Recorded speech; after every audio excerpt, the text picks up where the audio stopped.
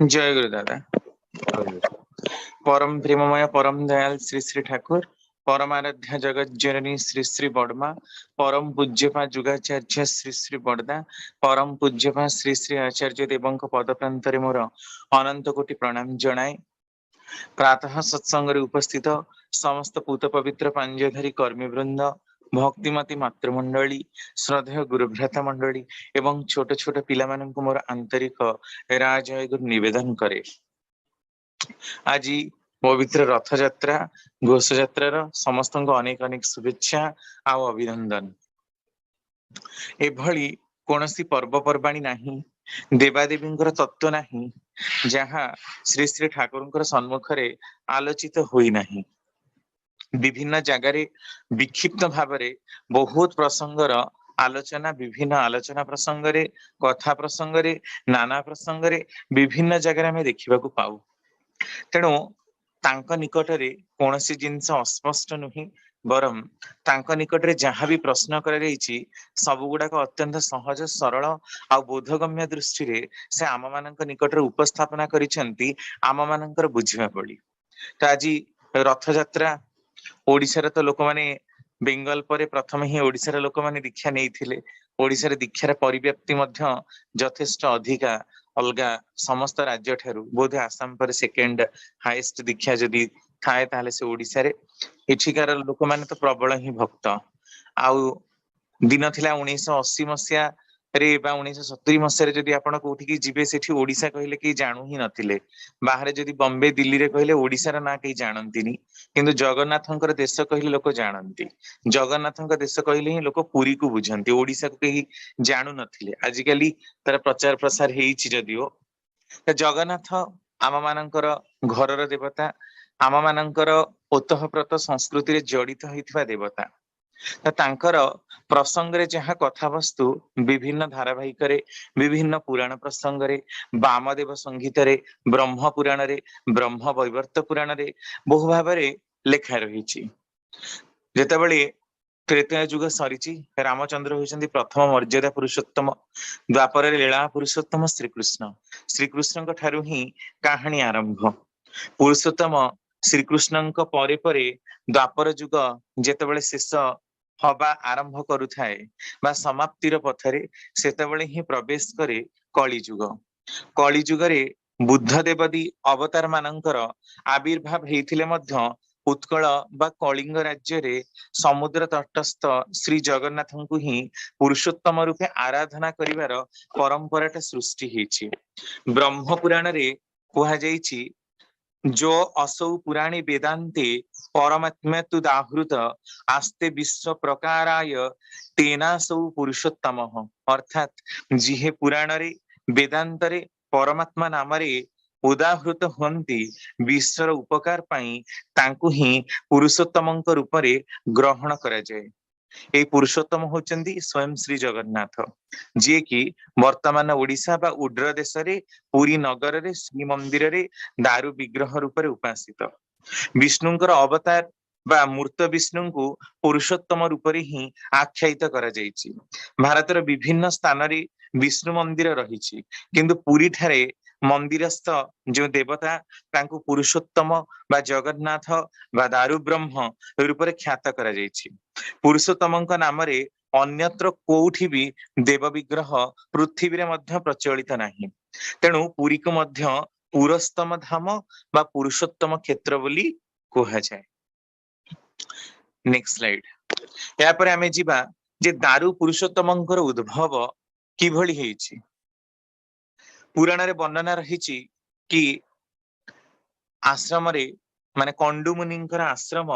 एई श्रीक्षेत्र महोदधी तटरे अवस्थित थिला। थरे भगवान विष्णु बा श्री पुरुषोत्तम भगवान विष्णुंकर नर विग्रह तांको स्वप्न देखा देई कहिले, एही पुण्यतम क्षेत्र रे मते आराधना कले मनुष्य निश्चिंत रूप रे मोक्ष लाभ करिवो। विष्णुंक मुखरु एही कथा सुनी कंडुमुनि श्रीक्षेत्र दक्षिण पार्श्वस्थ महोदधी कूल एक पुण्याश्रम रचना करी शिष्य मानक सहित सेठिरे ब्रह्म पारस्तव नित्य स्तव पाठ करुथिले आ देह विसर्जन करिथिले। प्रथमे राजा इंद्रद्युम्न श्रीक्षेत्र रे जगन्नाथंकर मंदिर स्थापन करथिले बोली किंबदंती रहिछि। तो एई किंबदंती किभଳି श्रीकृष्णଙ୍କର महाप्रयाण ठारू ही आज होछि आषाढ़ मास शुक्ल पक्ष द्वितीया महा आनंदरे बहुत विधि विधान सह प्राय 10 रु 15 लक्ष लोक एकाठी हुअन्ति वर्तमान समय रे पुरीर बड़दाण्डरे रथ यात्रा अनुष्ठित होछि। किंतु आजिर दिनटा ही काहींकी आषाढ़ शुक्ल पक्ष द्वितीय रे प्रकृत रे आज श्रीकृष्णଙ୍କର महाप्रयाण ହେଇଥିଲା। ତ ତାଙ୍କର ଏଇ ତିଥିଟାକୁ ସ୍ମରଣ କରିବା ପାଇଁ ଏଇ ମହାପ୍ରୟାଣ ତିଥିକୁ ସ୍ମରଣ କରିବା ପାଇଁ ହିଁ ଆଜିର ଦିବସରେ ମାନେ ଆଜିର ତିଥିରେ ଘୋଷ ଯାତ୍ରା କରାହଉଛି। ଶ୍ରୀକୃଷ୍ଣଙ୍କ ମହାପ୍ରୟାଣ ପରେ ହିଁ ତାଙ୍କର ପାର୍ଥିବ ଶରୀରକୁ ଦାହ ସଂସ୍କାର କରାଯାଇଥିଲା। ଜରା ଶବରର ଶରରେ ଶ୍ରୀକୃଷ୍ଣ ପତିତ ହେଇଥିଲେ ଆଉ ସେଥିରେ ବିଷ ଲାଗିଥିଲା ଯୋଉ ତୀରଟି ମରା ଯାଇଥିଲା। ତେଣୁ ତାଙ୍କର ଦେହ ବିଷଯୁକ୍ତ ହେଇଥିଲା। ଯଦିଓ ସାଙ୍ଗେ ସାଙ୍ଗେ ସେ ପ୍ରାଣ ତ୍ୟାଗ କରିନଥିଲେ। ତାପରେ ଅର୍ଜୁନ ଆସିଥିଲେ ଗାଣ୍ଡିବ ଦ୍ଵାରା ତାଙ୍କର କଳାହରଣ କରାଯାଇଥିଲା। ଅନ୍ୟତ୍ର ଚତୁର୍ପାଣ୍ଡବ ମଧ୍ୟ ଆସିଥିଲେ ସେମାନେ ଶବଦାହ କରେଇଥିଲେ। ତାପରେ ତାହା ଯେତିକି ପରିମାଣ ଶବଦାହ ହେଲା ପରେ ଯେହେତୁ ସମୁଦ୍ର କୂଳରେ ଥିଲା ତାହା ଯୋଉ ନାଭି ବ୍ରହ୍ମଙ୍କୁ ଅଗ୍ନି ଡରିଲେ ତେଣୁ ତାହା ମାନେ ପୋଡି ପାରିଲା ନାହିଁ। ତା ମାନେ ତାଙ୍କର ଗଳିତ ଅସ୍ଥି ଗୁଡାକ ଭାସମାନ ଅବସ୍ଥାରେ ପତିତ ହେଲା କୋଉଠି ନା ମହୋଦଧିରେ। ଆଉ ତାହା ଭାସମାନ ଅବସ୍ଥାରେ ଯିବାକୁ ମଧ୍ୟ ଲାଗିଲା। ତାପରେ ତ ପଞ୍ଚୁ ପାଣ୍ଡବ ଚାଲିଗଲେ। କିନ୍ତୁ ତାଙ୍କର ଯୋଉ ହତ୍ୟାକାରୀ ଜରା ଶବରର ବଂଶଧର ମାନେ ତାଙ୍କର ଦେହାବଶେଷକୁ ପୂଜା କରୁଥିଲେ। କାରଣ ଜରା ଶବର ତ ଜାଣିପାରିନି ସେ ମୃଗ ମାନେ ବିଚରଣ କରୁଥିବା ଦେଖି ଶ୍ରୀକୃଷ୍ଣଙ୍କ ଉପରକୁ ସେ ଅସ୍ତ୍ର ପ୍ରୟୋଗ କରିଥିଲା। କିନ୍ତୁ ସେ ଜାଣିନଥିଲା ଯେ ସେ ହଉଛନ୍ତି ଶ୍ରୀକୃଷ୍ଣ। କିନ୍ତୁ ତାର ପୂର୍ବ ଜନ୍ମରେ ସେ ବଳି ଥିଲା ଯେହେତୁ ରାମ ତାକୁ ମାରିଥିଲେ ସିଏ ତାରି ହିଁ କର୍ମଫଳ ସ୍ୱରୂପ ଜରାସବର ରୂପରେ ଜନ୍ମ ହେଇଥିଲା। ଆଉ ସେ ଶ୍ରୀକୃଷ୍ଣଙ୍କୁ ଅସ୍ତ୍ର ପ୍ରୟୋଗ କରିଥିଲା ବା ଶର ପ୍ରୟୋଗ କରିଥିଲା ଯୋଉଥିରେ କି ତାଙ୍କର ଦେହାବସାନ ଆସ୍ତେ ଆସ୍ତେ ଘଟିଥିଲା। ଠାକୁର ଏ କଥାଟାକୁ ଆଦୌ ସମ୍ମତି ପ୍ରକାଶ କରିନାହାନ୍ତି ଯେ ଏକା ବେଳେ ତୀର ବାଜିଲା ଆଉ ତାଙ୍କର ପ୍ରାଣ ଚାଲି ଯାଇଥିଲା। କାଳକ୍ରମେ ଯେମିତି ତାଙ୍କର ଦେହାବସାନ ହବା କଥା ହେଇଥିଲା ଏକା ବେଳେ ତୀର ବାଜିବାରେ ହିଁ ତାଙ୍କର ପ୍ରାଣ ତ୍ୟାଗ ହେଇନାହିଁ। ଯାହା ବି ହଉ ତ ଏଇ ଯୋଉ ଜରା ଶବରର ବଂଶଧର ମାନେ ତାଙ୍କର ଦେହାବଶେଷକୁ ପୂଜା କରୁଥିଲେ। ତ ସେଠି ଦେହାବଶେଷ ଯୋଉଟା ଗଳିତ ହେଇକି ରହିଥିଲା ତାକୁ ପୂଜା କରୁଥିଲେ। ଆଉ ପର ସମୟରେ ଯୋଉ କିଞ୍ଚିତ ଭାସମାନ ଅସ୍ଥି ତାହା ଭାସି ଭାସି ସମୁଦ୍ରରେ ଯିବାକୁ ଲାଗିଲା। ତ ଯେତେବେଳେ ଦେଖିଲେ ବ୍ରାହ୍ମଣ ମାନେ ଯେ ଏଇଟା ଗୋଟେ କଣ ଯାଉଛି ଆଉ ସେ ସମୟରେ ତାଙ୍କ ମାନଙ୍କୁ ଖବର ଥିଲା ଯେ ଅଲରେଡି ଶ୍ରୀକୃଷ୍ଣଙ୍କର ଦେହ ତ୍ୟାଗ ହେଇଛି ଆଉ ମହୋଦଧି ତଟରେ ହିଁ ତାଙ୍କର ବିସର୍ଜନ ହେଇଥିଲା। ତେଣୁ ଶ୍ରୀକୃଷ୍ଣଙ୍କର ଅସ୍ଥିକୁ ସେମାନେ ସୁରକ୍ଷିତ କରି ରଖିଥିଲେ। ଏଇ ସମୟରେ ଉଜ୍ଜୟିନୀର ରାଜା ଇନ୍ଦ୍ରଦ୍ୟୁମ୍ନ ଯେ କି କଳି ଯୁଗରେ ଇନ୍ଦ୍ରଦ୍ୟୁମ୍ନ ଆଉ ଗୁଣ୍ଡିଚା ରାଣୀଙ୍କ ମାନେ ରୂପରେ ଜନ୍ମ ନେଇଥିଲେ। ତାଙ୍କର ପୂର୍ବ ଜନ୍ମରେ ସେମାନେ ବିରାଟ ରାଜା ଆଉ ସୁଦେଷ୍ଣା ଥିଲେ ମହାଭାରତ ସମୟରେ। ତାଙ୍କର ପୂର୍ବ ଜନ୍ମରେ ସେମାନେ ଭରତ ଆଉ ଶକୁନ୍ତଳା ଥିଲେ ବୋଲି ଓଡିଆ ମହାଭାରତର ବର୍ଣ୍ଣନା। ତ ଏଇ ମାନେ ଯାହାଙ୍କ ନାମରେ ଭାରତ ବର୍ଷ ଭରତଙ୍କର ନାମରେ ଭାରତ ବର୍ଷ ହେଇଛି। ସରି ଶକୁନ୍ତଳା ଆଉ ଦୁଷ୍ମନ୍ତଙ୍କ ପୁଅ ନାଁରେ ଭାରତ ବର୍ଷ ହେଇଛି। ଶକୁନ୍ତଳା ଆଉ ଦୁଷ୍ମନ୍ତ ଥିଲେ ସେମାନେ ତାଙ୍କର ପୂର୍ବ ଜନ୍ମରେ। ତ ସେ ହିଁ ଗୁଣ୍ଡିଚା ଆଉ ଇନ୍ଦ୍ରଦ୍ୟୁମ୍ନଙ୍କ ରୂପରେ କଳି ଯୁଗରେ ଖ୍ୟାତ। ତ ସିଏ ହିଁ ତାଙ୍କୁ ହିଁ ସ୍ୱପ୍ନାଦେଶ ହେଇଥିଲା। ଆଉ ସ୍ୱପ୍ନାଦେଶ ହେଲା ପରେ ସେ ପୁରୀର ଯୋଉ ମହୋଦଧି ତଟରେ ତାଙ୍କର ଯୋଉ ଗଳିତ ଅସ୍ଥି ଗୁଡାକ ଭାସମାନ ଅବସ୍ଥାରେ ଥିଲା ଯାହାକି ବ୍ରାହ୍ମଣ ମାନଙ୍କ ଦ୍ଵାରା ସୁରକ୍ଷିତ ଥିଲା। ସେଥିରୁ ନେଇ କିୟଦାଂଶ ସେ ପୁରୀ ଠାରେ ପୁରୀ ଯେହେତୁ ପୁଣ୍ୟତମ କ୍ଷେତ୍ର କଣ୍ଡୁମୁନିଙ୍କର ଆଶ୍ରମ ଥିଲା ଆଉ ପ୍ରଥମେ ତାଙ୍କୁ ତାହା ସ୍ୱପ୍ନରେ ଦର୍ଶନ ହେଇଥିଲା। ତେଣୁ ସେହି ପୁଣ୍ୟତମ କ୍ଷେତ୍ରରେ ତାଙ୍କୁ ପ୍ରତିଷ୍ଠା କରାଯାଇଛି। ଇତିମଧ୍ୟରେ ଏଇ ଯୋଉ ଜରା ଶବରର ବଂଶଧର ଯୋଉମାନେ ପୂଜା କରୁଥିଲେ ସେଇ ଶବର କୂଳରେ ହିଁ ଜାତ ବିଶ୍ୱାବସୁ ଶବର ତାଙ୍କର ତ ପୂଜା ହେଇ ହେଇ ହିଁ ଆସୁଥିଲା। ଯେମିତି ଆପଣ ଦେଖନ୍ତୁ ବର୍ତ୍ତମାନ ମଧ୍ୟ ଜଗନ୍ନାଥ ମନ୍ଦିରରେ ଦଇତା ଆଉ ପତି ସେବକ ମାନେ ଦେଖାନ୍ତି। ଦଇତା ପତି ଅଧିଆ ପଡନ୍ତି ଜଗନ୍ନାଥଙ୍କର ଯେତେବେଳେ ମାନେ ନବକଳେବର ହୁଏ ସେମାନେ ସବୁ ଅଧିଆ ପଡନ୍ତି। ପତି ମାନେ ହଉଛନ୍ତି ବ୍ରାହ୍ମଣ। କିନ୍ତୁ ଦଇତା ଯୋଉମାନେ ରହିଛନ୍ତି ସେ ଦଇତା ମାନେ ହଉଛନ୍ତି ଅନେକ କହନ୍ତି କି ସେମାନେ ହଉଛନ୍ତି ସେ ବିଶ୍ୱାବସୁ ଶବରର ବଂଶଧର। ତ ସେଠି ଦୁଇ ପ୍ରକାର ସେବକ ମାନଙ୍କର ପୂଜା ଆହୁରି ବି ଅନେକ ସେବକ ରହିଛନ୍ତି। ଏମାନେ କାଳକ୍ରମେ ପୂଜା କରୁଥିଲେ ଯାହାକି କଣ୍ଟିଲୋ ନୀଳମ ମାଧବ ଯୋଉ ରହିଛି ଆମର ମହୋଦଧି ତଟରେ ସେଠି ମଧ୍ୟ ତ୍ରିବେଣୀ ସଙ୍ଗମ ଆହୁରି ବି ମହାନଦୀର ଦିଟା ଧାରା ରହିଛି ବୋଲି କିମ୍ବଦନ୍ତୀ ରହିଛି। ସେଠି ଜଗନ୍ନାଥଙ୍କୁ ପୂଜା करा जाउथिला विश्ववसु शबर सेई माने ही पूजा करुथिले। तो विद्यापति जे इंद्रद्युम्नଙ୍କ पाखरे थिले तांको से दूत सजई ललिताଙ୍କ सहित गुप्त विवाह करिबा परे ही जगन्नाथଙ୍କର ठाब पाइथिले आ तांकर पुनर्निर्माण करैथिले पुरीर महोदधि तटरे। तो सेठी विश्वकर्मा को डकई जेतेबेले से करंती 14 दिन अतिक्रांत हेची तांकर देखिबार क्यूरियोसिटी बा कौतूहलता बसत हठात कि जेतेबेले खोली दियंती देखंती जे विश्वकर्मा आ नाहंती ना जगन्नाथଙ୍କ मूर्ति आ गढ़ा चलीची किंतु से अधा प्रतिमा गढ़ा मूर्ति ही पूजा पाउछन। एहा आम मानकर साधारण किंबदंती रूप ख्यात। तो एठी प्रश्न उठुची जे श्रीकृष्णଙ୍କର देह त्याग आज ठारू 5238 वर्ष पूर्वे जदि श्रीकृष्णଙ୍କର जन्म होता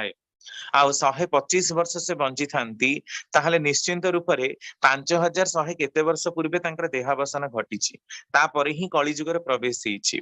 किंतु इतिहास रे ए प्रकार कोनसी राजांकर अस्तित्व थिबार कथा प्रमाण मिलेना। इंद्रभूति नाम रे जणे बौद्ध थिले एमिति कि बुद्ध धर्मी मानी बुद्धंकर मध्य घोष यात्रा बा रथ यात्रा करांती से माने कहंती बुद्ध देवंकर आज मध्य जेतेबेले श्रीकृष्णंकर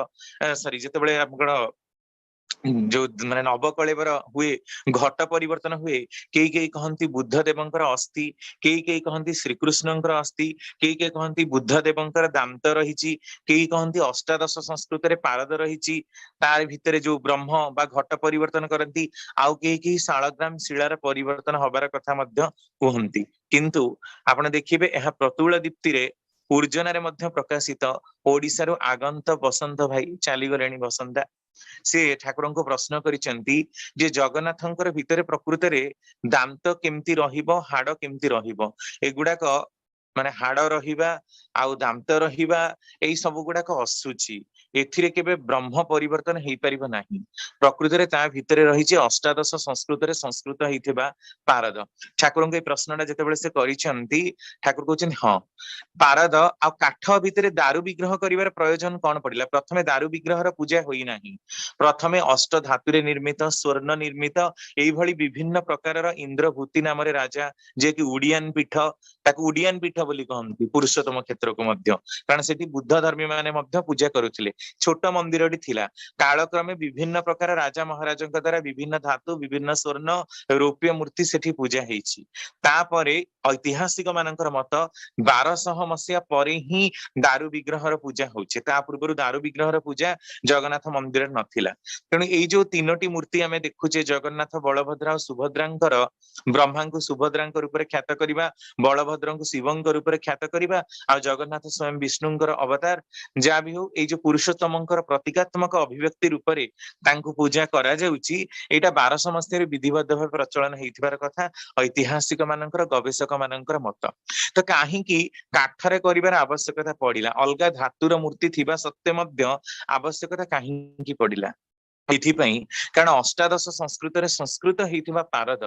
पारदटार रिफ्लेक्शन थाए। आपण एटा ठाकुरंक पाखरे भी जो लोक माने थिले से माने देखिचंती जे पुरुषोत्तमंकर मथारु चंदन केबे सुखेना सब बेले चक चक चक चक मारुथिबो माने तांकर जो आज्ञा चक्र रे नाम स्पार्किंग एते जोर होथाए जे समग्र बॉडी को ताहा सतेज करिकि रखि थाए।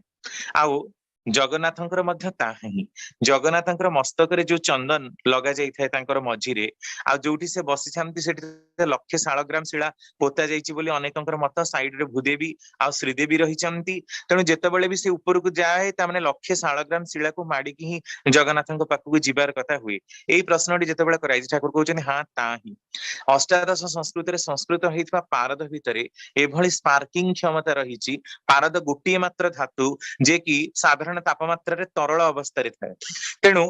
पारद दो प्रकार तरल अवस्था आपण देखिथिबे हमर जो थर्मोमीटर रे पारद केमती माने स्केल चढ़ी जाय जेतेबेले ताप पाई जाय ठीक सेही भली नाम रो कंपन जेते जोर हुए पारदर वाइब्रेशन मध्य सेते जोरे हबो। तेणु देह भितरे स्पंदन सदा सर्वदा जागृत हेकी थाए। तेणु पुरी को मध्य अनेक तंत्र पीठ रूप में बहु बड़ बड़ साधक आपण माने जानती विभिन्न मालिकाकार माने अच्युतानंद पुरी आसीथिबा गणपति सॉरी महाराष्ट्र आसीथिबा गणपति भट्ट जहांक नाम रे गजानन बेश होची आपनकर स्नान पूर्णिमा रे आहुरी अनेक जेते बेश तांकर 32 बेश रहिछि जगन्नाथंकर पाखापाखि 200 रु ऊर्ध्व गच्छ तांको पाखरे व्यवहार करा जाए विभिन्न प्रकार पूजा पार्वण रे एई समस्त जिंस जहाँ पर जहाँ प्रचलन रही सबु भितर पुरी मंदिर गोटे स्वतंत्र प्रभाव रही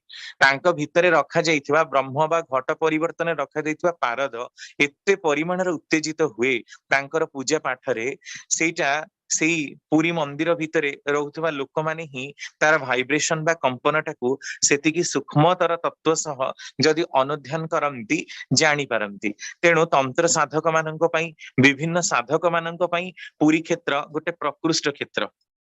तापरे आमे आसीबा जे तांकर एई जो पूजार प्रचलनटी रहिछि निम्ब गछ को ही काहींकी ए कथार आपण देखंतु निम्ब गछर सामंजस्य पुरुषोत्तमଙ୍କ सह कोन ताहा विशेष भाव रे जणा नाही सतीश चंद्र गोस्वामी मध्य गोटिए राति रे निम्ब गछ मूल से ठाकुर बसी थांती आ सतीश चंद्र गोस्वामी गोटिए राति रे ही चरम धाम को दर्शन करिसेंती से निम्ब गछ मूल रे बसिकी एथिपई कुहा जाय जे अलगा सरल अर्थात आपनकर पाइन जातीय गछ आपनकर रक्त चंदन गछ चंदन गछ एथिरे मध्य दारु निर्मित हेई परिबो किंतु निम्ब गछरे स्पर्श दोष न थाए अर्थात केते लोक जे तांकर दारू को छुंचंती पूरा कला भी एका बेले छड़े आणुचंती एका बेले कंप्लेन मध्य होइथिला तो सेथिरे स्पर्श दोष न थाए स्पर्श दोष न थाए माने इन्फेक्शन रो संक्रमण दोषटा निम्ब पत्र न थाए कारण निम्ब पत्र एंटी जर्मिसाइडल इफेक्ट सब बेले देखाए अलगा गछरे तो हेई परिबो दारू किंतु निम्ब गछ को एथि पई कि प्रिफर करा जाए कारण निम्ब गछर एंटी माने जो जर्मिसाइडल इफेक्ट अर्थात बीजाणु नाशक गुण देखा जाए तेणु कौनसी लोक को प्रकार हाथ रे को प्रकार मनरे को प्रकार दुश्चिंतारे तांको पाखक आसिकी प्रवेश कले मध्य तांकर कौनसी प्रकार क्षति घटिबो नाही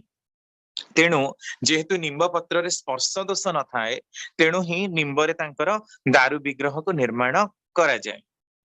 नेक्स्ट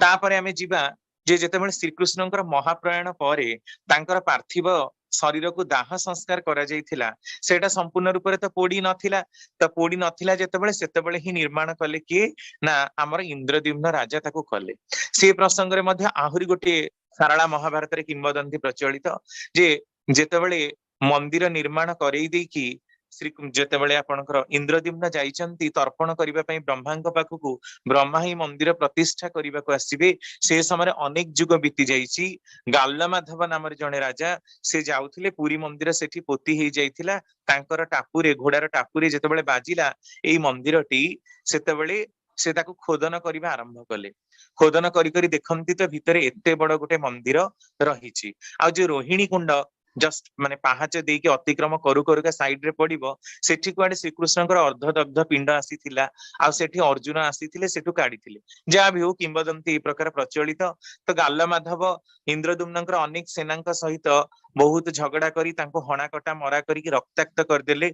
तांको मध्य जगन्नाथ स्वप्न दर्शन करे तुमे तत्क्षणात एठू चली जा तुमर वंश विनाश हबो कारण तुमे मोर परम भक्त इंद्रद्युम्नर समस्त सेना को नष्ट करिच अजथा भाव रे रक्तपात करिथिबारु तुमे जदि एठारु चाली न जाओ ताहले तुमर कोनोसी भल गति हबनी तने स्वप्न दर्शन पई से गाल्लमाधव राजा मध्य पळैचंती किंतु एभली दुई जण नाम रे कोनोसी भी राजा इतिहास पृष्ठ रे आमे तांकर कोनोसी प्रमाण पाउना जा भी हो ते एते सब भितरे मादळा पांजीर कांसेप्ट भी ता भितरे पळै आसीची पुरी रे जो आदि शंकराचार्य जे कि आपनकर शंकराचार्य मठ रहिची कर्णाटकर श्रृंगेरी ठारे मठ रहिची से आसी स्थापन करिथिले किंतु मादळा पांजी 600 मसीह रे रचित होइथिबार कथा शंकराचार्यଙ୍କର वर्णना जणा पड़े किंतु इतिहास रे जणा पड़े केरलार आदि शंकराचार्य 788 मसीह रे जन्म ग्रहण करिथिले ते एथिरे मध्य कॉन्फ्लिक्ट बा द्वंद्व रहिची एई भितरे शंकराचार्य जगन्नाथ संस्कृतिर पुनरुद्धार करेले ता माने यह प्रमाण मिलुची जे श्रीकृष्णଙ୍କର जीवा परे जेतेबेले बुद्ध देवଙ୍କର आगमन हेची बौद्ध धर्मी माने जगन्नाथଙ୍କ उपरे बुद्धत्वर आरोप करिसंती सेतेबेले को आहुरी अलगा अलगा सब छोट छोट संप्रदाय मध्य विभिन्न भाव रे गजई उठिचंती तेणु आम मानकर सत्य सनातन धर्मटाकू पुनरुद्धार करिबा पई कोणी शंकराचार्यଙ୍କର आवश्यकता पड़िला आ शंकराचार्य ताकू बहु भाव रे प्रचलन करेले एति मध्यरे पुणी कौन हेची ना 144 वर्ष जगन्नाथ को पाताली करी रखा जाइथिबार कथा सोनपुर रो पाताली श्रीक्षेत्र रे मध्य सुनिबा को मिले रक्तबाहु नाम रे एक दुष्ट राजा तांकर अलगा नाम मध्य रहिची सीए जगन्नाथ मंदिर को नष्ट करी पकेइले। तो 144 वर्ष भितर पुणी 1135 मसीह अनंत वर्मन चोडगंगा देव रामानुजंकर संस्पर्श रे आसिकी जे कि माने चोडगंगा देवता प्रथमे शैव भक्त थिले परे वैष्णव हेले रामानुजाचार्यंकर संस्पर्श रे आसिकी तो 144 वर्ष भितरे पुणी आउथरे मंदिर को रिकंस्ट्रक्ट करिवार कोन आवश्यकता पड़िला। तो यह मध्य गोटे किंवदंती जहाँ भी हो जे किछि ना किछि छोट मंदिर तो निश्चित रूप से जगन्नाथ पूजा पाउथिले से धातु मूर्ति रे पांतु कि से अष्ट धातु रे पांतु बा कोउ प्रकार भी पांतु छोट छोट मंदिर थिला। 1135 मसीह अनंत बर्मन चोडगंगा देव जगन्नाथंकर एई जो मंदिर आज आमे देखुछु से मंदिर टाको से निर्माण करेइचंती। तो ता भितरे 1200 मसीहा परठू माने आमर जो दारू विग्रह पूजाटा हो चली आ दारू विग्रह पूजार तात्पर्य जे दारू मूर्ति रे जो रिफ्लेक्शन आसीबो पारदर जो भावानुकंपित आसीबो ताहा अलगा कोनसी धातु पदार्थ रे हेले सेतिके परिमाण रे रिफ्लेक्ट करि पारिबो नाही। एहा ठाकुरंकर मत प्रतुल दीप्ति रे प्रकाशित। तापरे नेक्स्ट स्लाइड आमे जिबा सेठी आमे देखिबाकू पाइबा जे विश्वावस सबर केमती पूजा करूचे ए कांसेप्ट भी आमे कहि सारिचे जे नीलमाधवंक पाखरे केते काकुति मिनति हेथिले ललिता को नै केमती सोरिस बुनिथिले ए सब कथा आमे गीतरे विभिन्न भाबरे जानिचु। त जगन्नाथंकर कांसेप्ट संपूर्ण रूप रे रहस्यवृत हे रहिचे मध्य। नेक्स्ट स्लाइड एबे आमे नव कलेबरर गुढ़ तत्वटाकू बुझिबाकू चेष्टा करिबा जे प्रकृत रे नव कलेबर संबंध रे श्री श्री ठाकुरंकर मत कोन। कारण प्रति 15 वर्ष रे थरे अनेक समय रे 15 16 बा 20 वर्ष रे थरे जगन्नाथंकर नव कलेबर करा जाय। जो नव कलेबर करा जाय सेथरे बहुत कथा एबे 2015 रे हेतिला केते पब्लिसिटी हेतिला आपण माने जानंती। लास्ट टाइम 96 रे मध्य नव कलेबर हेतिला तापरे 1977 मसीह रे भी नव कलेबर हेतिला। तो नव कलेबर प्राय प्रति 15 रु 20 वर्ष रे थरे थरे पड़े आ नेक्स्ट बोधे 2039 रे हबो ना कोन। तो यही जो नव कलेबर तात्पर्यटा कौन कारण नव कलेबर हेला परे ही नव यौवन दर्शन हुए आ रथ यात्रा हुए रथ यात्रा तार परे आसुची। तो यही संबंध रे श्री श्री ठाकुरंकर आदर्श विनायक 98 नंबर बाणी बही रे गोटे सुंदर तत्वर अवस्थान करिसंती जहा कि प्रकृत कथा सेथिरे ठाकुर मत प्रदान करुचंती तुमे जेपरी तुम पूर्व पुरुषंकर रेत धारा जेउ धारा रे पूर्व पुरुषंकर स्वतः संदीपना रे उच्चारित तर्पण होई उल्हाई अछ मनीष होई अछ से धारा जदि कौनसी प्रकार व्यतिक्रांता न होई थाए ताहा निष्ठारे ऐतिह्य वैधि आचर जीवनीय प्रथारे अस्तित्वर अनुवेद्य उत्सर्जनी परिचर्य सेपरी जो माने प्रेरित पुरुष बा प्रॉफेट जो माने अवतार पुरुष से माने भी सेमानंकर पूर्वतन मानंकर स्वतः संचित रश्मि धारा आउ सेही रश्मि धारार भितर देई ही विशेषत्व निविष्ट थाए जेउठारे जेपरी प्रयोजन उच्चारणा भी होई थाए सेही परी तेणु सीए पूर्वतन मानंकर भी तर्पण तपा आउ तांकरी ही उच्चारित अनुध्यायन रे देश काल पात्र जेउठारे जेउ परी सेही परी ही उच्छ्वसित होई थाए केते भाबे केते थाकरे केते प्रकारे तार इयत्ता नहीं आउ तांक ठारे ही थांती पूर्वतन जेउ माने से माने निविष्ट निहित सूत्र संदीपनी तात्पर्य रे जीवनीय तत्परता रे शिष्ठ आधान और उच्छल ऊर्जना रे सी आविर्भूत होई थांती सुख दुखर नाना प्रकार संघात भितर देई सी मनीष हुअंती तांकर सेही द्युति दीपना जेउठारे जेपरी होई थाए सेही परी ही विच्छुरित होई उठे तेणु सीए ही एकमात्र पूर्वतन मानंकर जीवंत आसन अनुशासन उद्दीपना ही होची तांकर जीवनीय सक्रिय संदीपना लोकहिति व्रत तांकर जेपरी सहज सुदक्ष समीचीन जार व्यापन संवेग केन्द्र रु परिधि परे परिधि रे वृद्धि तत्परतार बढ़ी चले सीए भी सेपरी सीए ही पूर्वतन मानंकर एकमात्र शिष्ट अनुध्यायिनी तात्पर्य सीए ही एकमात्र पूर्वतन मानंकर चेतन दीप्त परम आसन पूर्वतनंकर पूजा बा तपश्चर्या तांक ठारे ही हुए ता छड़ा आउ केउथिरे नुहे इष्टत्व बा गुरुत्व तांकठारे ही एकमात्र निहित आउ केउथिरे निहित नुहे तांकठारे निष्ठा निविष्ट जेउ माने सेमानंक भितरे भी तांकरी ही श्रोतल किरण विच्छुरित होई महापुरुषत्वरे विनायित होइथाए तेणु सीए जेतेबेले आसंती समस्त पूजा ही तांकठारे सिद्ध होइथाए निविष्ट तपा अनुध्यायन भितर देई शिष्ट अनुसरण भितर देई क्रमागतिर ऊर्जना भितर देई उद्दीपनार बिच्छुरणी रश्मिर भितर देई चरित्रर विशासित चातुर्य अधिगमनर भितर देई सबु जहा किछिर उच्छल नंदनारे संगति ही तांकर स्वभाव सीए जणे हुई भी हृदय रश्मि समस्तंक भितरे विकीर्ण करि देइथांती भल मंद सबु ही अंतर आकुति जार जेपरी से सेपरी करी ही ता ग्रहण करे भंडार जार जेपरी प्रवृत्ति जार जेपरी सीए तांको सेपरी करी ही ग्रहण करे बा त्याग करिथाए पूर्वतन मानकर गुरुत्व निविष्ट नंदनारे तांको ठारे ही विराज करे पूर्वतन मानंकु जेउ माने अस्वीकार करंती से माने जदि तांको स्वीकार भी करंती ता किंतु स्वीकृत हुए ना निष्ठा विभोर ऊर्जना नंदित होई अनुगत्य ओ कृति संदीपनारे प्रबुद्ध होई उठेना श्रम सुख प्रियतार श्रोतल अभियान क्षण संदीपी होई ही चले तेणु तुम भाग्य जदि एपरी केही मिले सबु सही बही सबु दिग नेई जदि तांकठारे निविष्ट होई पार दई विभार विभूति विभवरे तुमे भी उत्सर्जित होई उठिबो आउ से ही जगन्नाथंकर नव कळेबर ता से बुझंतु बा न बुझंतु जानंतु बा न जानंतु तांकर अंतस्तः प्रीति लेखा ही कहि दिए ए सेही ही जेपरि तुमी तुमर आ व्यतिक्रम दुष्ट जदि हुआ व्यतिक्रांत होई प्रवृत्तिर अतल गह्वरे नाना प्रकार खियाल दीप्त खामखियाली रे निजर व्यक्तित्व को हरई प्रवृत्तिर कलुष दीपना को संग्रह करि नेई तुमे ही तुमर समाधि रचना करिबो जदि पाओ भाग्य रे तांकर दृष्टि भी जदि तुम ठारे लागे रागदीप्त अस्खलित प्रीतिमान होई जदि तांको भल पाई पार सार्थक हब तुमी आ सार्थक होई उठिबो तुमर दुनिया संचारणार सुधी मंत्र रे तामाने ए दीर्घकाय बाणी रे प्रमाण मिलुची जेमिति आमे आमर पूर्व पुरुष मानंको श्राद्ध तर्पण पिंडादि दौ आउ तार प्रकृत उद्देश्य ही जे आमे ही आमर पर पुरुषंक भितरे आमर पीढ़ी रे जन्म हबा जदि आमर पीढ़ीटा विवाहटा ठीक थाए ठीक से भली जेते सब विगत प्रेरित पुरुषोत्तम माने जाइछंती पर समय पुनश्च धरावतरण करिछंती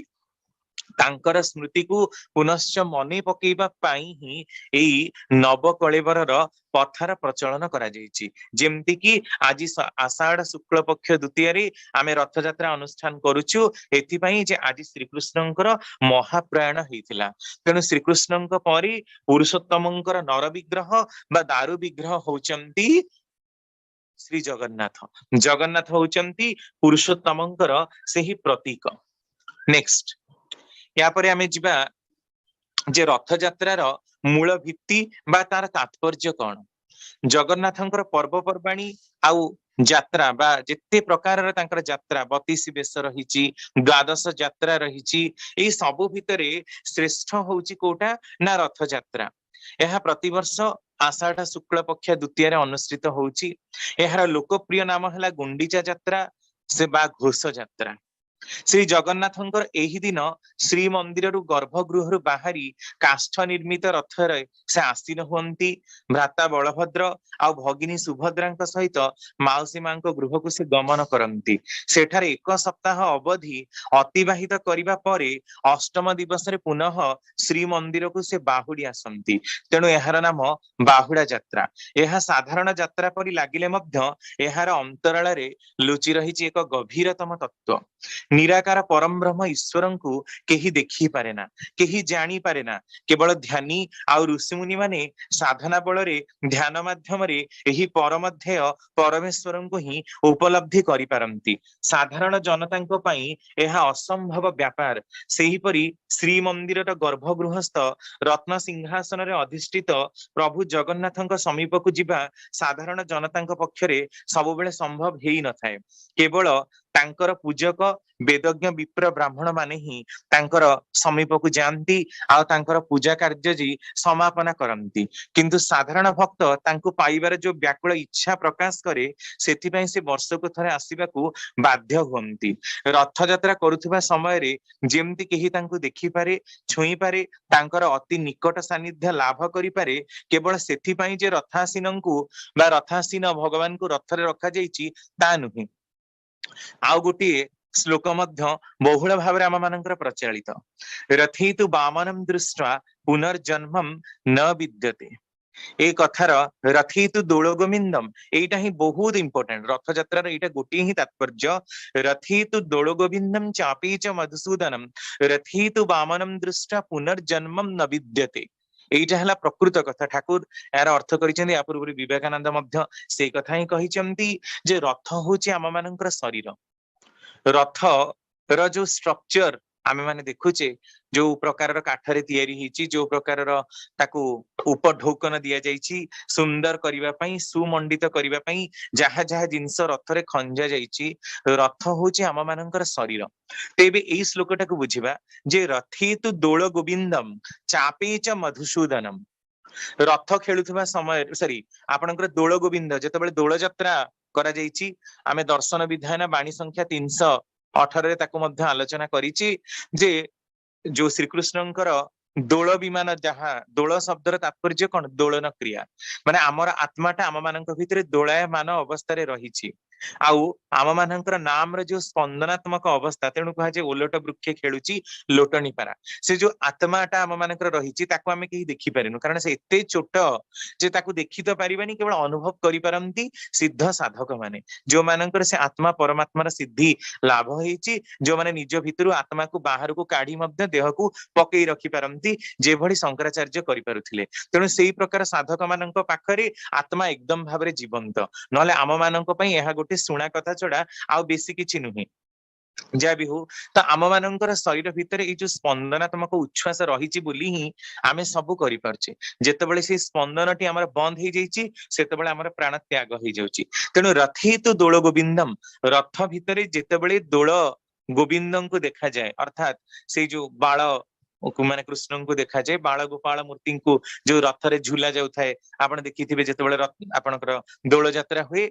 रथी तो दोल गोविंदम चापे च मधुसूदनम चाप खेलुवा समय जदि मधुसूदन को देखा जाए चापरे मध्य पहंडी विजय करा जाए जगन्नाथंकर मध्य पहंडी विजय करा जाए ए पहंडी ता ही होची दोलर तात्पर्य दोलन क्रिया स्पंदनात्मक उच्छ्वास रही एटा तात्पर्य स्पंदन रही ता माने प्राण रही ता माने आम मानकर अंतस्थ प्राणर स्पंदन होचंती सेही परम पुरुष श्रीकृष्ण सी अछंती बोली ही आम मानकर जीवन सत्ता रही एटा ठाकुरंकर दर्शन विधान बहिर बाणी चापे च मधुसूदनम रथी तु वामनम दृष्टा पुनर्जन्मम न विद्यते रथ भितरे जदि वामन को देखा जाए ताले आउ पुनर्जन्म हुए ना किंतु ए रथ केवल रथ नुहे काठर रथ नुहे बरम ए रथ होची शरीर रूपक रथ शरीर रूपक रथ भितरे जेतेबेले साधक साधना करी करी समस्त निजर जो कुंभक पूरक और रेचक विद्या को एक भाव समासीन करि पारंती आ अष्टांग योग माध्यम जेतेबेले भगवत्ता दर्शन करि पारंती सेतेबेले साधक को आउ पुनर्जन्म नबाकू पड़े ना कारण ए प्रकार साधना जो माने करि पारंती से माने ऑलरेडी सिद्धात्मा से मानकर जन्म मृत्यु चक्र ऑलरेडी निकटतर हेई सारिची तेणु तांको बारंबार की जन्म मृत्यु चक्र रे घांटी हबाकू पड़िबो नाही से मानकर आत्मिक उन्नति सेही ऊर्ध्व स्तर को जाईची तेणु तो भगवत्ता पाखरे तांकर मन लागिची नहले तो वस्तुवादी दुनिया रे ही सब बेले से माने घेरी करी रहिबार कथा आउ जो माने ए प्रकार देखि पारंती ए प्रकार चिंता करि पारंती से मानकर केबे आउ पुनर्जन्म हुए नाही तामाने निराकर ईश्वर जेतेबेले विश्व जनकर व्याकुलता बलरे विगलित होई नर रूप रे अवतार ग्रहण करंती सेतेबेले से आ चांडाल ब्राह्मण समस्तंक पई दृश्य स्पृश्य और समीपस्थ होई पारंती जे कोनोसी व्यक्ति तांकर सेवा करि पारे तांकर सानिध्य अनायास रे लाभ करि पारे तेणु रथ यात्रार असल तात्पर्य ही होची अवतार तत्व बा पुरुषोत्तम तत्व ईश्वर जेपरि पुरुषोत्तम रूपे मूर्त हुंती सेहीपरि जगन्नाथ रथासीन हुंती आषाढ़ शुक्ल द्वितीय पुरुषोत्तम श्री कृष्णଙ୍କର श्राद्ध दिवस पड़ी थाए श्राद्ध दिवस रे विगत आत्मा को पुनः देहायित करिवार मानसरे पिंडदान बा शरीर दानर व्यवस्था थाए श्राद्ध कर्मानुष्ठान मानकरे विगत पुरुषोत्तम श्राद्ध दिवस रे रथ यात्रा माध्यम लोक माननकु एकत्र करी सेमानंक मध्यरे पुरुषोत्तम महिमार प्रचार करा जिबा द्वारा भक्ति भाव प्रधान दंपति एक सुजोगर क्षेत्र प्रस्तुत करिथाए सेमाने जदि आज पुरुषोत्तमीय पुनर्आगमन हबार माने प्रथाटा को मानि चलती ताले सेमानंक भितरे भी देवदुर्लभ आत्मा आसीबार आगमन हेई परिबो श्राद्धरे श्रद्धार सहित वेदज्ञ ब्राह्मण को सदक्षिणा तृप्त कर जिबार विधिर अंतराल रही एही वैज्ञानिक सत्य तेणु रथ यात्रा बा श्री गुंडीचा को पुरुषोत्तम पुण्य श्राद्ध दिवस बोली कहागले सेथिरे कौनसी अपालाप घटिबा नाही तेणु ही ए रथ यात्रार प्रचलन केउ आवाहमान कालरू हेई चलीछि आउ एहा जे केवल एठी नुआ ता नुहे आपण देखंतु गीतारे श्रीकृष्ण मध्य सेई कथा ही कहिचंती जे एई जो प्रकृत जगन्नाथ होउचंदी सिंबल जगन्नाथ होउचंदी पुरुषोत्तमंगर प्रतीक आ जगन्नाथंग पाखु देखंतु समस्त पुरुषोत्तम आसीचंती एठी जीसु ख्रीष्ट आसीचंती एठी मोहम्मद आसीचंती एठी श्री चैतन्य देव तो पूरा साधनार पीठ ही विस्तार करिचंती रामकृष्ण देव आसीचंती श्री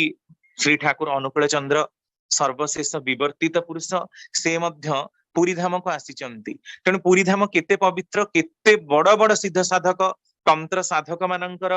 पीठ आउ पुरुषोत्तम माने मध्य स्वयं पदार्पण करिचंती तांकर नर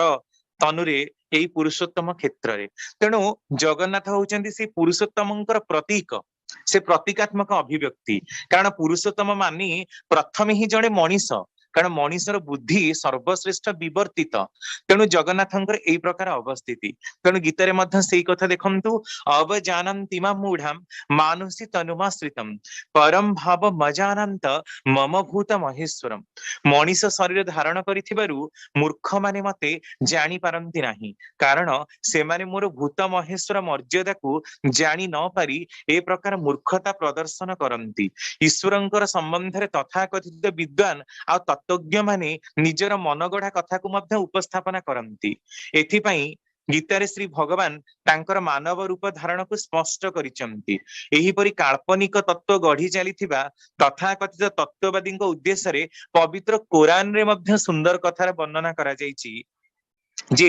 तुम्भर कौनसी स्वर्ण निर्मित गृह थिबो बा तुम्भे आकाश को आरोहण करिबो एवं आम्भे माने तुमर आकाश को आरोहण करिबा सत्वे विश्वास करिबो नाही जे पर्यंत तुम्भे आरोहण करिबा परे आम मानंक पई कौनसी धर्म ग्रंथ अवतीर्ण न करिबो जहा को आमे माने निजे पाठ करिबो तुम्भे सेमानंक कुह आम्भर पालन करता एपरि अजथा कथा केबे कुहंती नाही बरम से पवित्र अटंती आमे तो केवल मानव रूपी रसूल अटु तेणु सशरीर रे आकाश को जीवा संभव तेणु तुम्हें सेमानंकु कुह आम्भे तुम मानकर सदृश जने मानव मात्र आउ एही उद्देश्य रे ही आमे माने प्रेरित पवित्र कुरान 17 अध्याय 14 नंबर श्लोक रे एहा विदित पुणी देखंतु कुरान रे आहुरी मध्य एई पुरुषोत्तम तत्वर अवतरण कराइछि किंतु दुखर कथा हिंदू मुसलमान दंगा मुसलमान माने जेहाद नारे कौन जे बुझंती ताहा जणा नहीं रसूल मोहम्मद को एकदम भाव विकृत करी ही छाड़ी देइछंती पुनश्च कुरान रे एकथा कहा जाउची जे जो उद्देश्य रे भगवान को प्रेरण करा जाइछि बा ईश्वर बा प्रॉफेट बा अल्लाह निजे आसीचंती से तांकर पूर्ववर्ती को धारण करी ही आसीचंती एथर सर्वश्रेष्ठ विवर्तित पुरुष रसूल मोहम्मद को पठा जाइछि हजरत मूसा बा हजरत ईसा जहां को आमे माने जीसु ख्रीष्ट बोली कही मानुचे क्रिश्चियन मानकर प्रॉफेट तांकू मध्य से वन ऑफ द प्रॉफेट एक कथा वर्णना करा जिबा सत्य मध्य कुरान रे मुस्लिम आउ कुरान संप्रदाय रो इस्लाम आउ सॉरी इस्लाम आउ क्रिश्चियन संप्रदाय रो काहेकि विरोध रहिछि से माने कहीं जीसु ख्रीष्ट को ग्रहण करि पारि नाहंती कारण पूर्वतनकर नव कलेबर त से ही किंतु एक कथा बुझिबा को से माने नाराज पृथ्वीर आदि पुरुषोत्तम होचंती श्री राम प्रतिष्ठित पुरुषोत्तम श्रीकृष्ण जणे मनीष किंतु श्री जगन्नाथ जे केबे मनीष रूप रे आसीथिले एकथा तो कोनसी पुराण शास्त्र किंबा इतिहास उल्लेख नाही तमे जगन्नाथ नाम रे केही नामधारी व्यक्ति विशेष जन्म हेई नाहंती आ से भली मनीष थिबार कोनसी साक्ष्य प्रमाण मध्य कोउठ मिली नाही तेणु जगन्नाथ होचंती सेही पुरुषोत्तमंकर प्रतीकात्मक अभिव्यक्ति मानव परी आपण जगन्नाथंकर जेते सब काम होची आपण देखंतु तांकर बड़ श्रृंगार बेश प्रतिदिन हुए 60 पौटी भोग लगे तांकर केते 32 बेश द्वादश पर्व पर्वाणी यात्रा हुए हाट बजार रे केते कोन दिया जाए तांकु भोग लगा जाए ए जहां सब सीधा सड़क से वार्तालाप करंती मोटा मोटी मानव उचित समस्त व्यवहार जगन्नाथ करंती किंतु जगन्नाथ निजे मानव परी कोन खाद्य ग्रहण करि परंती केउठी विचरण करुथिबार केही ताकु देखि नाही ता माने प्रकृत पुरुषोत्तमंकर जो अभिव्यक्तिटा भगवान जदि मानव रूप में अवतीर्ण हुअंती से जे प्रकार खाइबे जेमिति पिंधिबे जेमिति विलास व्यसन रे रहिबे से प्रकार प्रतीकात्मक अभिव्यक्ति होचंती जगन्नाथ तेणु के आवाहमान कालरू एई परंपराटी स्वतः स्फूर्त प्रचलित हेई आसीची तापरे आउ गोटिए कथा मध्य विशेष भाबरे ध्यान दबाकू हुए आलोचना प्रसंग द्वितीय खंड रे 26/12/1941 रे प्रश्नटा ठाकुर को करा जायछि जे जगन्नाथ होचंती कोन ठाकुर कहउचंती जगन्नाथ होचंती भगवानकर भावमूर्ति तांकर गोड़ नाही तांकर बाहु अछि किंतु हाथ नाही तांकर कान नाही पाटी अछि किंतु बंद तुम मानंक पाखकु दौड़ी जानती हेले मोर गोड़ नाही तुम मानंकर जेमिति हाथ अछि मोर नाही कोन करिवि गोटिए जगह स्थाणु होई बसिछि तुमको किछि कहिबा पई मो पाटी मध्य बंद पुनी श्री श्री ठाकुर कहउचंती श्री जगन्नाथंकर दुईटा बड़ बड़ आखि किंतु आखिर पत्ता नाही से चिर अतंद्र पलक विहीन आखिरे जे समग्र जगतर सब किछि को देखुचंती तुमे संसारर समस्तंकु भंडाई देई पार किंतु तांकर आखि को फांकी देई पारिबो नाही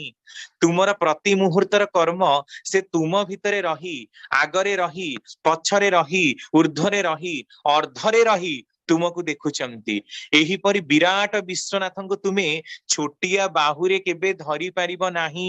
तेणु सर्व खल्वीदम ब्रह्मम तांकर एही विशाल उपकारिता को धरिबा अति कठिन किंतु प्राप्त हबार सुजोग करि देइचंती तांकर अनुशासनर दौड़ी बढ़ाई देई अनुशासन अनुधावन अनुशीलन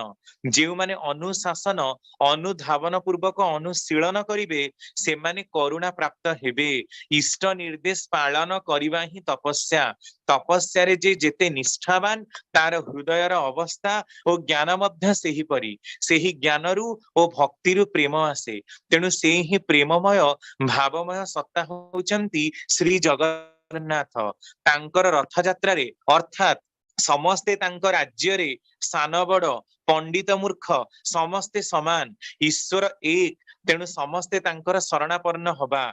सेथिपाई से डाकुचंती जे दुर्गतिरु आमे मुक्ति लाभ हबा महापुरुषंक क्षेत्र रे मध्य सेही परी पुनी श्री श्री ठाकुर आहुरी कहउचंती आमर हाथ देई आमे तांकु धरिबाकू चाहू अर्थात कोनसी महापुरुष कोनसी भगवान काहार केबे किछि करि परिबे नाही जदि तार टेंडेंसी ऑफ अटैचमेंट बा अनुरागर टाणरे उक्त महापुरुषंकर सहित युक्त न हुए तेणु से जनैका मां जेते बेले पुरी आसीथिले ठाकुर को छाड़ी ठाकुर गोटे बाणी देइथिले जीवननाथन को छाड़ी जगन्नाथन को देखिबाकू गलु जीवननाथ जे जगन्नाथ अहंकारे देखि न पारिलु तेणु ये हला कथा नेक्स्ट स्लाइड प्लीज या परे आमे देखिबा पहंडी विजे एक कथा हमें आलोचना करिसंती से स्पंदनात्मक अभिव्यक्ति दोल तत्वर तात्पर्य ही पहंडी जगन्नाथ बलभद्र सुभद्रा आउ सुदर्शन को मध्य पहंडी करा जाए से आत्मा रो ही विश्लेषण आत्मार स्थिति तार अनुधावन तार गतिटा ही होची पहंडी विजेर प्रकृत तात्पर्य नेक्स्ट स्लाइड शंख चक्र गदा और पद्मर तात्पर्य आमे सब बेले जगन्नाथଙ୍କ ପାଖରେ ଶଙ୍ଖ ଚକ୍ର ଗଦା ପଦ୍ମ ଦେଖିବାକୁ ପାଉ ତାଙ୍କର ବିଭିନ୍ନ ବେଶରେ, କାରଣ ସେ ଭଗବାନ ବିଷ୍ଣୁଙ୍କର ସାକାର ମୂର୍ତ୍ତି ରୂପରେ ହିଁ ଅବତରଣ କରିଛନ୍ତି ବୋଲି ଆମ ଶାସ୍ତ୍ରଜ୍ଞ ମାନଙ୍କର ମତ। ତେଣୁ ଭଗବାନ ବିଷ୍ଣୁଙ୍କର ପରମ୍ପରାଟା ହିଁ ତାଙ୍କର ଚତୁର୍ଦ୍ଧା ମୂର୍ତ୍ତି, ଆମେ ତାଙ୍କୁ ଯୋଉ ଚତୁର୍ଦ୍ଧା ମୂର୍ତ୍ତି ରୂପରେ ଦେଖିଛୁ ଏଇଟା ତାଙ୍କର ଭିତରେ ହିଁ ପରିସ୍ଫୁଟିତ ହେଇଛି। ତ ଠାକୁର ଏଇ ଶଙ୍ଖ ବିଷୟରେ କହୁଛନ୍ତି ଯେ ତାଙ୍କର ଶଙ୍ଖ ତୁମଠାରେ ଗର୍ଜି ଉଠୁ, ଦୁଷ୍ଟ ବୁଦ୍ଧିକୁ ଦମନ କରୁ, ମରଣକୁ ନିରସନ କରୁ, ସବୁ ଯାତନାର ଉପଶମ କରୁ, ପାପକୁ ନିବୃତ କରି ସମସ୍ତଙ୍କୁ ଶାନ୍ତ କରି ତୋଳୁ। କାହିଁକି? କାରଣ ଶଙ୍ଖ ଶବ୍ଦଟି ସମ୍ ଧାତୁରେ ଖ ପ୍ରତ୍ୟୟ ଯୁକ୍ତ ହେଇଛି। ସମ୍ ଧାତୁର ଅର୍ଥ ଶାନ୍ତ କରିବା, ଶାନ୍ତି ଦେବା, ଦମନ କରିବା। ଆଉ ଖ ଶବ୍ଦର ଅର୍ଥ ଜ୍ଞାନ, ଇନ୍ଦ୍ରିୟ, ଆକାଶ। ତାମାନେ ଏଇ ପ୍ରକାର ପରାଭୂତି ଅର୍ଥାତ ମଙ୍ଗଳକୁ, ଶାନ୍ତିକୁ, ଦମନକୁ ନିଜର ଇନ୍ଦ୍ରିୟ ଉପରେ ଆଣିପାରିଲେ ହିଁ ମଣିଷ ସଦା ସର୍ବଦା ଦୁଷ୍ଟ ବୁଦ୍ଧିକୁ ଦମନ କରିପାରେ, ମରଣକୁ ନିରସନ କରିପାରେ, ଆଉ ସବୁ ଯାତନାର ଉପଶମ କରିପାରେ। ତାଙ୍କର ଶଙ୍ଖ ଆମକୁ ଏହା ହିଁ ସୂଚନା ଦଉଛି। ତାଙ୍କ ହାତରେ ରହିଛି ଚକ୍ର। ଚକ୍ରଟି ସଂସ୍କୃତର କ୍ରୁ ଧାତୁରେ କ ପ୍ରତ୍ୟୟ ଯୋଗ ହିଁ ନିଷ୍ପନ୍ନ ହେଇଛି। ତାର ଅର୍ଥ ତାଙ୍କର ଚକ୍ର ତୁମକୁ ସୁଦର୍ଶନ ପ୍ରବୁଦ୍ଧ କରି କୃତି କରି ତୋଳୁ, ଅନ୍ୟାୟକୁ ଅପସାରିତ କରୁ, ଶାନ୍ତି ପ୍ରତିଷ୍ଠାରେ ତୁମକୁ ନିରବଚ୍ଛିନ୍ନ କରି ତୋଳୁ। ସୁଦର୍ଶନ ହଉ ଅର୍ଥାତ ମଙ୍ଗଳକୁ ଦେଖିବାର ଅଭିବ୍ୟକ୍ତି ତୁମ ଭିତରେ ସଦା ସର୍ବଦା ରହୁ। ପରନିନ୍ଦା, ପରଚର୍ଚ୍ଚା, ଦୋଷ ଦର୍ଶନ, ନିକୃଷ୍ଟିତାର ପରମ୍ପରାରେ ତୁମେ କେବେ ବି ଗତି କରନା। ସଦା ସର୍ବଦା ଊର୍ଦ୍ଧ୍ୱ ଦୃଷ୍ଟି ସମ୍ପନ୍ନ ଚାତକ ପରି ହୁଅ, ନ୍ୟୁନ ଦୃଷ୍ଟି ସମ୍ପନ୍ନ ଶାଗୁଣା ପରି ହୁଅ ନାହିଁ। ଗଦା, ଗଦା ଗଦ ଧାତୁର ଅର୍ଥ ହଉଛି କହିବା। ସେଥିପାଇଁ ଠାକୁର କହୁଛନ୍ତି ଗଦା ତୁମକୁ ଗୁରୁ ଗମ୍ଭୀର ମେଘବାଣୀରେ ବାଗ୍ମୀ କରି ତୋଳୁ, ତୁମ୍ଭଠାରେ ମୁଗ୍ଧ ହୁଅନ୍ତୁ ସମସ୍ତେ, ପରିପୋଷଣୀ ବିଚ୍ଛୁରଣାରେ ଦୀପ୍ତ ହଉ ତୁମର ପରିପୂରଣୀ ପ୍ରକୀର୍ତ୍ତି। କୌମଦକୀ, କାରଣ ଭଗବାନ ବିଷ୍ଣୁଙ୍କର ଗଦାର ନାଁ ହଉଛି କୌମଦକୀ। କୌମଦକୀ ତୁମକୁ ସାର୍ଥକ କରି ତୋଳୁ। ତାମାନେ ଗଦା ତୁମକୁ ଗୁରୁ ଗମ୍ଭୀର ମେଘବାଣୀରେ ବାଗ୍ମୀ କରି ତୋଳୁ। ଗଦା ହଉଛି ବାଗ୍ମୀତାର ପ୍ରତୀକ, ଗଦା ମୁଗ୍ଧ କରିବାର ପ୍ରତୀକ, ଗଦା ହଉଛି ବିଚ୍ଛୁରଣୀ ଦୀପ୍ତିରେ ସମସ୍ତଙ୍କୁ ଆକର୍ଷଣ କରିବାର ପ୍ରତୀକ, ପରିପୂରଣ କରିବାର ପ୍ରତୀକ। ପଦ୍ମ ଆଣୁଗତି, ଆଣୁସ୍ଥୈର୍ଯ୍ୟ ପ୍ରାପ୍ତିରେ ପ୍ରସ୍ଫୁଟିତ କରି ତୋଳୁ ଜନ ଓ ଜାତିକୁ। ଆଉ ସବୁ ହୃଦୟ ଖୋଲି ଉଦାତ ଆତ୍ମ ନିବେଦନରେ ତୁମେ କହି ଉଠ, ଗାଇ ଉଠ, ବନ୍ଦେ ପୁରୁଷୋତ୍ତମ। ଆର୍ଯ୍ୟ ପ୍ରାତିମୁଖ୍ୟ ପ୍ରଥମ ଖଣ୍ଡ, ବାଣୀ ସଂଖ୍ୟା 453। ଏଟା ଶାଶ୍ୱତୀରେ ମଧ୍ୟ ଆପଣ ଦେଖିବେ ଏଇ ବାଣୀ ମାନେ ପ୍ରଥମ ମାନେ ଆରମ୍ଭରୁ ରହିଛି। ତାମାନେ ସମସ୍ତ ଦେବାଦେବୀଙ୍କର ଯୋଉ ପଦ୍ମ ଫୁଲ ଏତେ ପ୍ରିୟ, ପଦ୍ମ ଶବ୍ଦଟି ପଦ ଧାତୁରେ ମନ ପ୍ରତ୍ୟୟ। ପଦ ଧାତୁର ମାନେ ହେଲା ଗତି, ସ୍ଥୈର୍ଯ୍ୟ ଆଉ ପ୍ରାପ୍ତି। ଚଳଣି ଭିତରେ ଦେଇ ସଦା ସର୍ବଦା ଯେ ସକ୍ରିୟ ଗତିଶୀଳ ଆଉ ମୁଣ୍ଡକୁ ସ୍ଥିର ରଖି ଯୋଉମାନେ କାମ କରନ୍ତି ସେମାନଙ୍କର ପ୍ରାପ୍ତି ଅନିବାର୍ଯ୍ୟ ହୁଏ। ବିଚଳ ମସ୍ତିଷ୍କ ଦୁର୍ଦ୍ଧର୍ଷାର ପ୍ରତୀକ, ବିଚଳ ମସ୍ତିଷ୍କ କାର୍ଯ୍ୟ ଭଣ୍ଡୁର ହବାର ପ୍ରତୀକ। କିନ୍ତୁ ଏକନିଷ୍ଠ ହୋଇ ପୁରୁଷୋତ୍ତମଙ୍କ ଠାରେ ଯିଏ ନିଜର ମନକୁ ନିବିଷ୍ଟ କରି ଚାଲନ୍ତି, ସେଇ ପୁରୁଷୋତ୍ତମଙ୍କର ଆଶୀର୍ବାଦରେ, ପ୍ରେରିତଙ୍କର ଆଶୀର୍ବାଦରେ, ତାଙ୍କର ଅନୁଶାସନ ବାଦରେ ନିଜକୁ ସେଇ ପ୍ରକାର ରଞ୍ଜିତ କରାଇ ସେଇ ଭାବାଦର୍ଶରେ ଗତିଶୀଳ ହୁଅନ୍ତି। ଏହା ହିଁ ପ୍ରକୃତରେ ତାଙ୍କର ଶଙ୍ଖ ଚକ୍ର ଗଦା ଆଉ ପଦ୍ମ ଧାରଣାର ତାତ୍ପର୍ଯ୍ୟ। Next slide.